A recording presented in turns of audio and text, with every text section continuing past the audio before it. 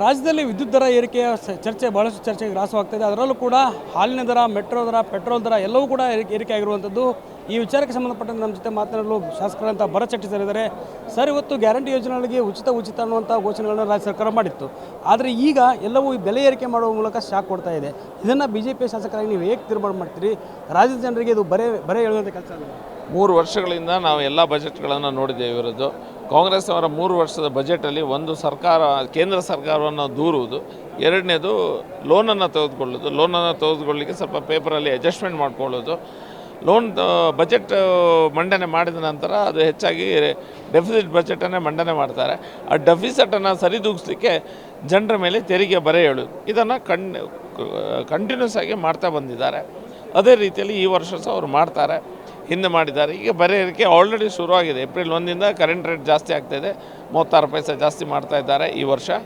ಅದು ಸರ್ಕಾರದ ಭಾಗದ ಗ್ರ್ಯಾಜ್ಯುಟಿ ಮತ್ತು ಪೆನ್ಷನ್ನು ಏನು ನೌಕರಿಗೆ ಕೊಡಬೇಕು, ಸರ್ಕಾರದ ಭಾಗ ಸರ್ಕಾರ ಕೊಡಬೇಕು. ಸರ್ಕಾರ ನಾನು ಕೊಡಲಿಕ್ಕೆ ಆಗೋದಿಲ್ಲ, ಅದು ಪುನಃ ಟ್ಯಾಕ್ಸ್ ಹಾಕಿ ಜನರ ಬಳಿಯಿಂದ ತೆಗೆದುಕೊಳ್ಳಿ ಅನ್ನುವಂಥ ಮಾತನ್ನು ಹೇಳ್ತಾ ಪುನಃ ಬೆಲೆ ಏರಿಕೆ ಬರೆಯನ್ನು ಎಳೆದಿದೆ. ಈಗ ಭಾರತೀಯ ಜನತಾ ಪಾರ್ಟಿ ಇದರ ವಿರುದ್ಧ 3 ವರ್ಷದಿಂದ ಜನರಿಗೆ ಈ ವಿಷಯವನ್ನು ತಿಳಿಸುವಂಥ ಕೆಲಸ ಮತ್ತು ಹೋರಾಟ ಮಾಡುವಂಥ ಕೆಲಸವನ್ನು ಮಾಡ್ತಾ ಬಂದಿದ್ದೀವಿ. ಇನ್ನು ಮುಂದೆ ಸಹ ಮಾಡ್ತೇವೆ. ಸರ್, SCP TSP ಹಣವನ್ನು ಗ್ಯಾರಂಟಿಗಳಿಗೆ ಬಳಕೆ ಮಾಡಿಕೊಂಡಿದ್ದರು. ಅದರ ಜೊತೆಗೆ ಇದೀಗ ಬೆಲೆ ಏರಿಕೆಯ ಶಾಕನ್ನು ಕೊಡ್ತಿದ್ದಾರೆ. ಇದು ಎಷ್ಟರ ಮಟ್ಟಿಗೆ ಸರಿ? ಸಿದ್ದರಾಮಯ್ಯವರು 16 ಬಜೆಟ್ ಮಂಡನೆ ಮಾಡಿದ್ದೀನಿ ಅಂತಾರೆ, ಸಾಲದ ಹೊರೆಯನ್ನು ಹೆಚ್ಚು ಮಾಡ್ತಿದ್ದಾರೆ. ಇದು ಮರಣ ಮೃದಂಗ ಅನ್ನುವಂಥ ಶಬ್ದ ಇದೆ.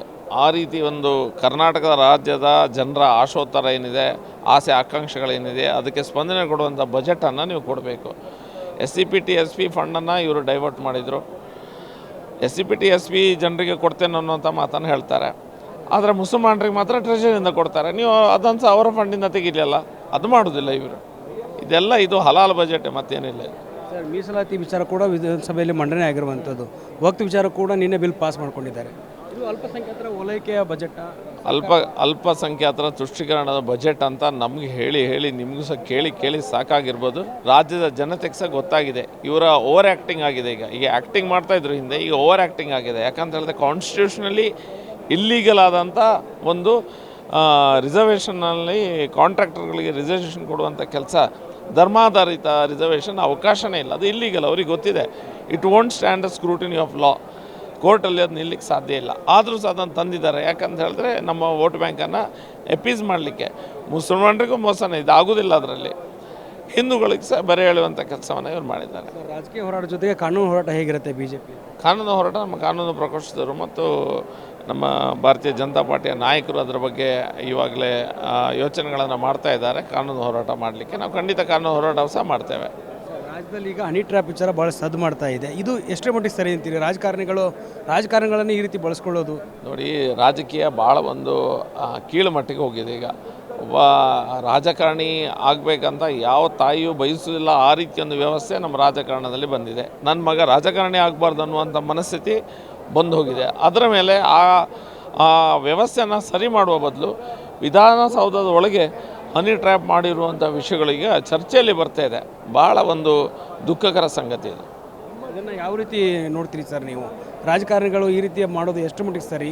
ಒಳಗಾಗೋದು ಎಷ್ಟು ಮಟ್ಟಿಗೆ? ಆಮಿಷಗಳು ಒಳಪಡ್ತಾರೆ ಎಷ್ಟರ ಮಟ್ಟಿಗೆ ಸರಿಯಲ್ಲ, ಇದು ಸರಿಯೇ ಅಲ್ಲ. ಈ ರೀತಿಯ ಒಂದು ಥರ್ಡ್ ಕ್ಲಾಸ್ ಪೊಲಿಟಿಕ್ಸನ್ನು ನೀವು ಮಾಡಿದರೆ, ಒಂದು ಸಾರ್ವಜನಿಕದ ಜೀವನದಲ್ಲಿ ಮಾಡ್ತಿರುವಂಥ ಒಂದು ವ್ಯಕ್ತಿ ಈ ರೀತಿಯ ಒಂದು ಥರ್ಡ್ ಕ್ಲಾಸ್ ರೀತಿಯ ಒಂದು ಮನಸ್ಥಿತಿಯನ್ನು ಮಾಡಿದರೆ, ಪೊಲಿಟಿಕ್ಸ್ಗಿರುವಂಥ ಒಂದು ಎಲ್ಲ ಪೊಲಿಟಿಷಿಯನ್ ಆಗಬೇಕಂತ ಆಗ್ತಾಯಿದ್ದಾರೆ. ಯಾರೂ ಸಹ ಸ್ಟೇಟ್ಸ್ಮ್ಯಾನ್ ಆಗಬೇಕನ್ನುವಂಥ ಮನಸ್ಥಿತಿ ಮುಂದಿನ ಪೀಳಿಗೆ ಬರಲಿಕ್ಕಿಲ್ಲ ಈ ರೀತಿ ಆದರೆ. ಇದಿಷ್ಟು ಶಾಸಕ ಭರತ್ ಶೆಟ್ಟಿ ಅವರ ಮಾತು. ಕ್ಯಾಮರಾ ಪರ್ಸನ್ ಪವನ್ ಕುಮಾರ್ ಜೊತೆ ದುರ್ಗೇಶ್ ನಾಯಕ, guarantee news, Bengaluru. Guarantee news, ಸುದ್ದಿ ಖಚಿತ, ನ್ಯಾಯ ನಿಶ್ಚಿತ.